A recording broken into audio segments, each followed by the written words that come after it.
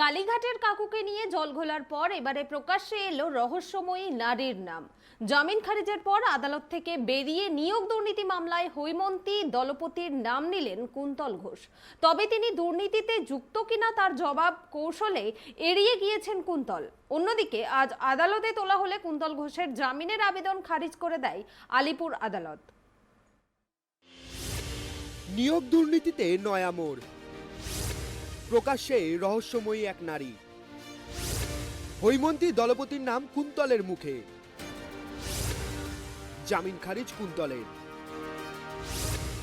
কালীঘাটের কাকু অর্থাৎ সুজয় ভদ্র প্রকাশ্যে আসার পরই নিয়োগ দুর্নীতিতে উঠে এসেছিল এক রহস্যময়ী নারীর জড়িত থাকার আশঙ্কা। আর সেই আশঙ্কাকেই সত্যি করলেন নিয়োগ দুর্নীতি মামলায় জড়িত কুন্তল ঘোষ। নিয়োগ দুর্নীতি মামলা সংক্রান্ত শুনানির জন্য আজ আলিপুর আদালতে তোলা হয় কুন্তল ঘোষকে। সেখানে কুন্তলের জামিনের জন্য আবেদন জানানো হলে জামিনের আবেদন খারিজ করে দেন বিচারক। পরবর্তীতে আদালত থেকে বেরিয়ে পুলিশের গাড়িতে ওঠার মুখেই রহস্যময়ী নারীর পর্দা ফাঁস করে কুন্তল। কুন্তলের মুখে উঠে আসে নিয়োগ দুর্নীতি মামলায় জড়িত গোপাল দলপতির স্ত্রী হৈমন্তী দলপতির নাম। সংবাদ মাধ্যমের সামনেই প্রকাশ্যে হৈমন্তীর নাম নেন কুন্তল। দলপতির বউ ও আরমান গাঙ্গুলি ওরফে গোপাল দলপতির বউ যেটা তদন্তে উঠে এসছে সেটা কথা আপনাদের বলে দিলাম। গোপাল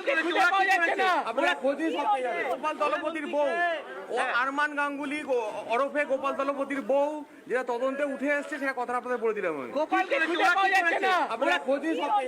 দলপতির বউ ও আরমান গাঙ্গুলি ওরফে গোপাল দলপতির বউ যেটা তদন্তে উঠে এসছে সেটা কথা আপনাদের বলে দিলাম।